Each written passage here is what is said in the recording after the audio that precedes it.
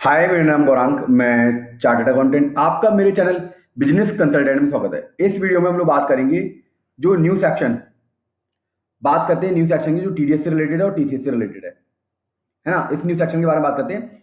Section 206 A B, section 206 double C A. इस सेक्शन के बारे में बात करते हैं और देखते हैं ये सेक्शन क्या कह रही है। ये सेक्शन मुसीबत लेके आई है जो इनकम टैक्स की रिटर्न नहीं भर रहे हैं। जो इनकम टैक्स की रिटर्न नहीं भर रहे हैं उनके लिए मुसीबत लेके आई है। गवर्नमेंट ये चाहती है कि सब लोग रिटर्न भरें, इनकम टैक्स की रिटर्न भरें। और ये प्रोविजन क्या कहता है? ये प्रोविजन कहता है the section 206 A B mandate that the person to deduct TDS. तो जिसके ऊपर टीडीएस काटने की लायबिलिटी है उसके ऊपर क्या क्या किया है, उसके ऊपर एक लायबिलिटीज डाली हुई है। क्या डाली हुई है? The at a higher rate in case of a non filing of a income tax return by the specified person.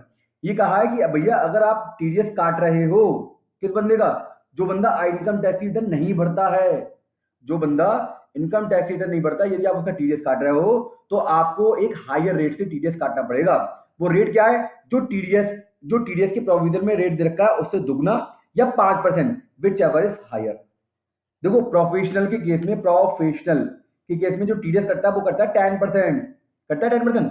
तो भैया 10% टीडीएस अगर अगर उसका जिसका आप टीडीएस काट रहे हो और उसने इनकम टैक्स रिटर्न नहीं भरी है, और वो कौन है? Specified person. बताऊंगा स्पेसिफाइड पर्सन कौन होते हैं। उन्होंने इनकम टैक्स रिटर्न नहीं भरी है तो भैया आप टीडीएस कटेगा उनका 20% और 5%, विचेवर हारी गया 20%, तो भैया 20% के हिसाब से टीडीएस कटेगा उनका।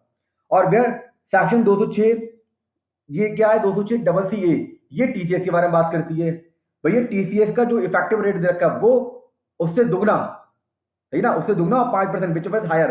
जो रेट लगेगा वो आपको टीसीएस कलेक्ट करना पड़ेगा। क्लियर? अगर जिसका आप टीसीएस काट रहे हो वो इनकम टैक्स रिटर्न नहीं भरता है।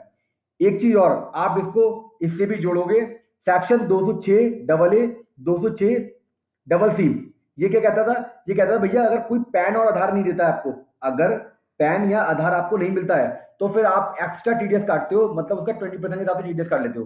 तो भैया ये याद रखना, ये वाली रेट, ये वाली रेट और ये वाली रेट, अगर उससे पैन भी नहीं मिलता है, आधार भी नहीं मिलता है, तो इन तीनों रेट में जो हायर रेट होगा वो उस रेट पर आप क्या काटोगे? TDS rate काटोगे।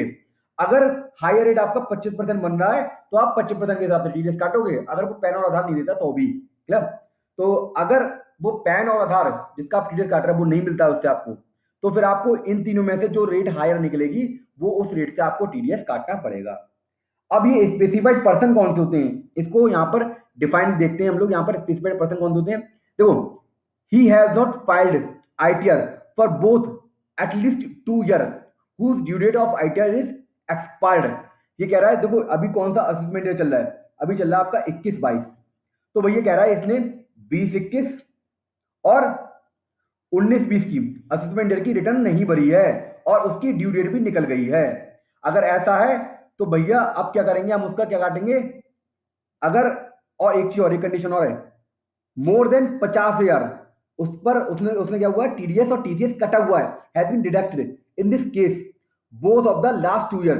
और ये तो 2 ईयर हैं, इस पे उसका 50,000 से ज्यादा टीडीएस कट गया है। अगर कट गया है तो भैया अब उसका जो टीडीएस काटोगे वो क्या काटोगे? भैया जो रेट दे रखा होगा टीडीएस का वो वाला, और जो उससे दुगना, मतलब जो रेट दे रखा है उससे दुगना टीडीएस काटोगे, और 5% विच एवर इज हायर, इस हिसाब से आप क्या काटोगे? टीडीएस काटोगे।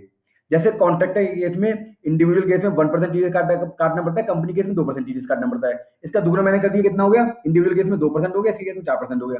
लेकिन यहाँ पर अगर कंपेरिजन करोगे तो 5% ज्यादा है, तो 5% के हिसाब से टीडीएस कटेगा। सर बात समझ में आ गई? क्लियर है?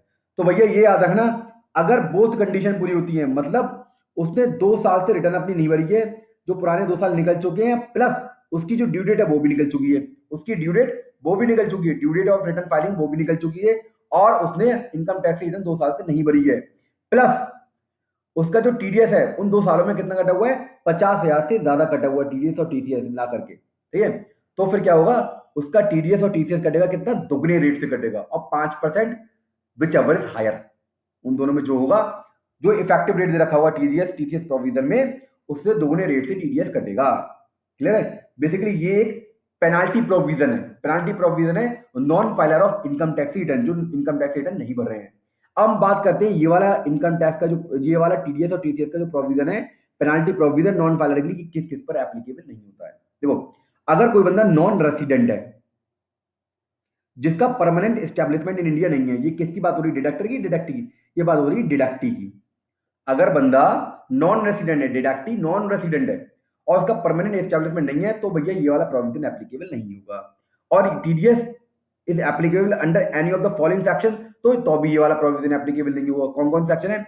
192 TDS on salary, 192A TDS on TDS on premature withdrawal from EPF, 194B TDS on winning from lottery, 194BB TDS on winning from horse races. इन अगर ये वाले सेक्शन लग रहे हैं तो फिर उस पर ये वाला सेक्शन एप्लीकेबल नहीं होगा। कौन सा सेक्शन एप्लीकेबल नहीं होगा? ये वाले सेक्शन एप्लीकेबल नहीं होंगे।